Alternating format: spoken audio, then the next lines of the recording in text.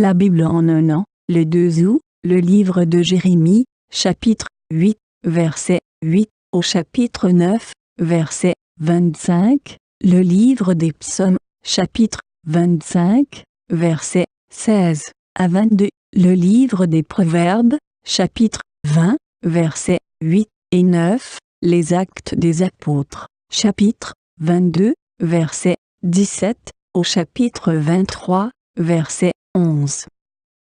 Jérémie, chapitre 8. Comment pouvez-vous dire « Nous sommes sages, la loi de l'Éternel est avec nous » C'est bien en vain que s'est mise à l'œuvre la plume mensongère des scribes. Les sages sont confondus, ils sont consternés, ils sont pris. Voici, ils ont méprisé la parole de l'Éternel, et quelle sagesse ont-ils ? C'est pourquoi je donnerai leurs femmes à d'autres, et leurs champs à ceux qui les déposséderont. Car depuis le plus petit jusqu'au plus grand, tous sont avides de gain. Depuis le prophète jusqu'au sacrificateur, tous usent de tromperie. Ils pensent à la légère la plaie de la fille de mon peuple. Paix, paix, disent-ils, et il n'y a point de paix. Ils seront confus, car ils commettent des abominations. Ils ne rougissent pas, ils ne connaissent pas la honte. C'est pourquoi ils tomberont avec ceux qui tombent, ils seront renversés quand je les châtierai, dit l'Éternel. Je veux en finir avec eux, dit l'Éternel. Il n'y aura plus de raisins à la vigne, plus de figues au figuier, et les feuilles se flétriront. Ce que je leur avais donné leur échappera. Pourquoi restons-nous assis ? Rassemblez-vous et allons dans les villes fortes pour y périr. Car l'Éternel, notre Dieu, nous destine à la mort. Il nous fait boire des eaux empoisonnées parce que nous avons péché contre l'Éternel. Nous espérions la paix, et il n'arrive rien d'heureux. Un temps de guérison, et voici la terreur. Le hennissement de ces chevaux se fait entendre du côté de Dan, et au bruit de leur hennissement, toute la terre tremble. Ils viennent, ils dévorent le pays et ceux qui le renferment, la ville et ceux qui l'habitent. Car j'envoie parmi vous des serpents, des basiliques, contre lesquels il n'y a point d'enchantement. Ils vous mordront, dit l'Éternel. Je voudrais soulager ma douleur. Mon cœur souffre au-dedans de moi. Voici les cris de la fille de mon peuple retentissent sur la terre lointaine. L'Éternel n'est-il plus à Sion ? N'a-t-elle plus son roi au milieu d'elle ? Pourquoi m'ont-ils irrité par leurs images taillées, par des idoles étrangères ? La moisson est passée, l'été est fini, et nous ne sommes pas sauvés.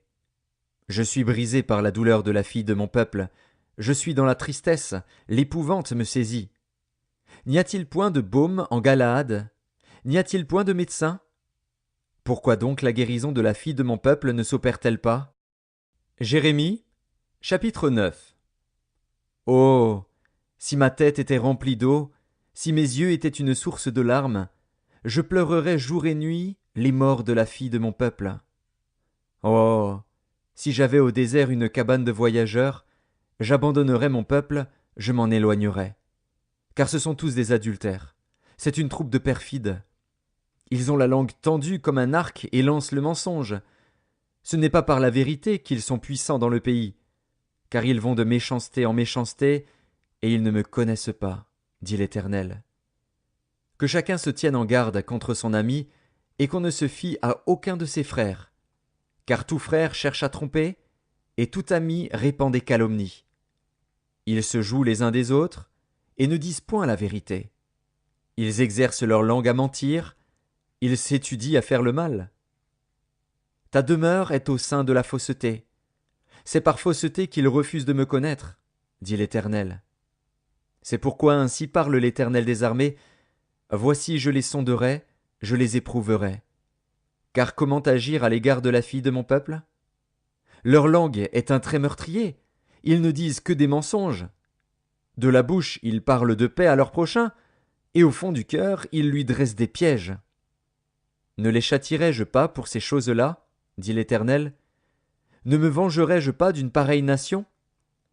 Sur les montagnes je veux pleurer et gémir, sur les plaines du désert je prononce une complainte.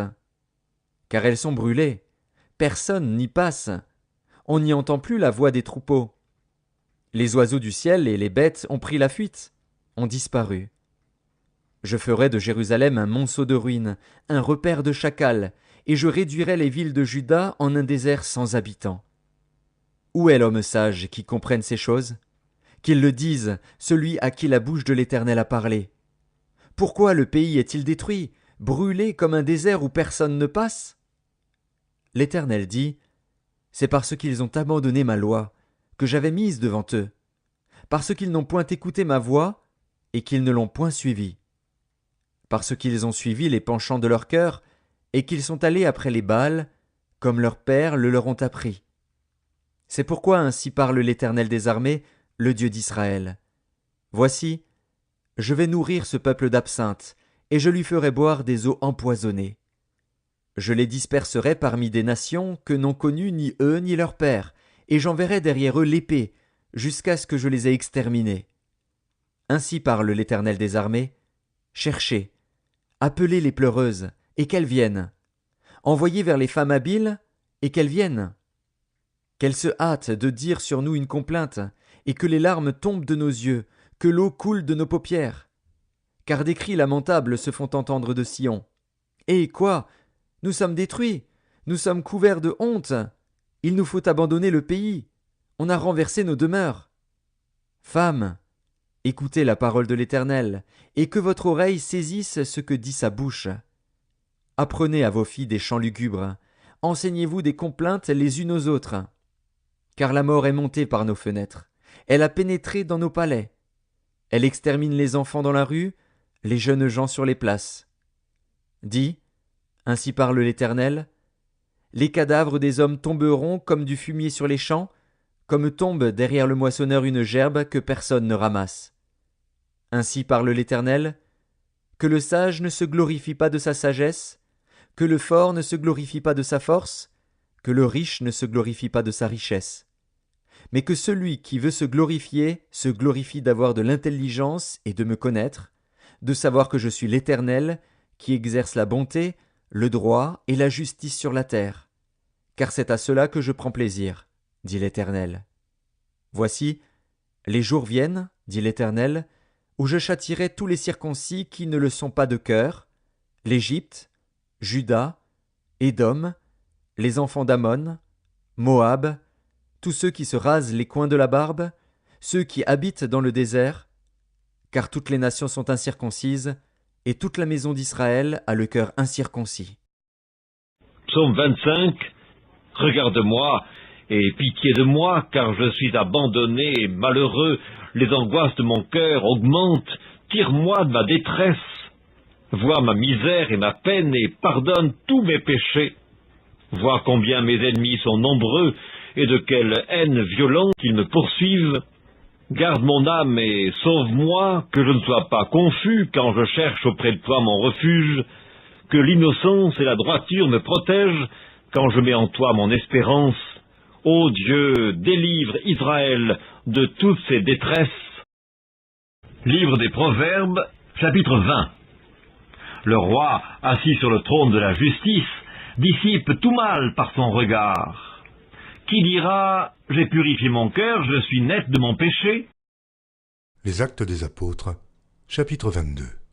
De retour à Jérusalem, comme je priais dans le temple, je fus ravi, en extase, et je vis le Seigneur qui me disait « Hâte-toi et sors promptement de Jérusalem, parce qu'ils ne recevront pas ton témoignage sur moi. » Et je dis « Seigneur, ils savent eux-mêmes que je faisais mettre en prison et battre de verges dans les synagogues ceux qui croyaient en toi, et que, lorsqu'on répandit le sang d'Étienne, ton témoin, j'étais moi-même présent, joignant mon approbation à celle des autres, et gardant les vêtements de ceux qui le faisaient mourir. » Alors il me dit, « Va, je t'enverrai au loin, vers les nations. » Ils l'écoutèrent jusqu'à cette parole, mais alors ils élevèrent la voix en disant, « Ôte de la terre un pareil homme ! Il n'est pas digne de vivre. » Et ils poussaient des cris, jetaient leurs vêtements, lançaient de la poussière en l'air. Le tribun commanda de faire entrer Paul dans la forteresse et de lui donner la question par le fouet, afin de savoir pour quel motif il criait ainsi contre lui. Lorsqu'on l'eut exposé au fouet, Paul dit au centenier qui était présent, « Vous est-il permis de battre de verges un citoyen romain, qui n'est même pas condamné ?» À ces mots, le centenier alla vers le tribun pour l'avertir, disant « Mais que vas-tu faire? Cet homme est romain. » Et le tribun étant venu, dit à Paul « Dis-moi, es-tu romain ?» « Oui, répondit-il. » Le tribun reprit « C'est avec beaucoup d'argent que j'ai acquis ce droit de citoyen. » « Et moi, dit Paul, je l'ai par ma naissance. » Aussitôt, ceux qui devaient lui donner la question se retirèrent, et le tribun, voyant que Paul était romain, fut dans la crainte, parce qu'il l'avait fait lier. Le lendemain, voulant savoir avec certitude de quoi les Juifs l'accusaient, le tribun lui fit ôter ses liens et donna l'ordre aux principaux sacrificateurs et à tout le Sanhédrin de se réunir. Puis, faisant descendre Paul, il le plaça au milieu d'eux. Les Actes des Apôtres, chapitre 23. Paul, les regards fixés sur le Sanhédrin, dit « Hommes frères, c'est en toute bonne conscience que je me suis conduit jusqu'à ce jour devant Dieu. » Le souverain sacrificateur Ananias ordonna à ceux qui étaient près de lui de le frapper sur la bouche. Alors Paul lui dit « Dieu te frappera, muraille blanchie. Tu es assis pour me juger selon la loi, et tu violes la loi en ordonnant qu'on me frappe. » Ceux qui étaient près de lui dirent « Tu insultes le souverain sacrificateur de Dieu. » Et Paul dit « Je ne savais pas, frère, que ce fût le souverain sacrificateur, car il est écrit « Tu ne parleras pas mal du chef de ton peuple. » Paul, sachant qu'une partie de l'assemblée était composée de Sadducéens et l'autre de pharisiens, s'écria dans le Sanhédrin « Hommes frères, je suis pharisien, fils de pharisien. C'est à cause de l'espérance et de la résurrection des morts que je suis mis en jugement. » Quand il eut dit cela, il s'éleva une discussion entre les pharisiens et les sadducéens, et l'assemblée se divisa. Car les sadducéens disent qu'il n'y a point de résurrection, et qu'il n'existe ni ange, ni esprit, tandis que les pharisiens affirment les deux choses. Il y eut une grande clameur, et quelques scribes du parti des pharisiens s'étant levés, engagèrent un vif débat et dirent « Nous ne trouvons aucun mal en cet homme. Peut-être un esprit ou un ange lui a-t-il parlé ?» Comme la discorde allait croissant, le tribun, craignant que Paul ne fût mis en pièces par ces gens, fit descendre les soldats pour l'enlever du milieu d'eux et le conduire à la forteresse. La nuit suivante, le Seigneur apparut à Paul et dit « Prends courage, car de même que tu as rendu témoignage de moi dans Jérusalem, il faut aussi que tu rendes témoignage dans Rome. »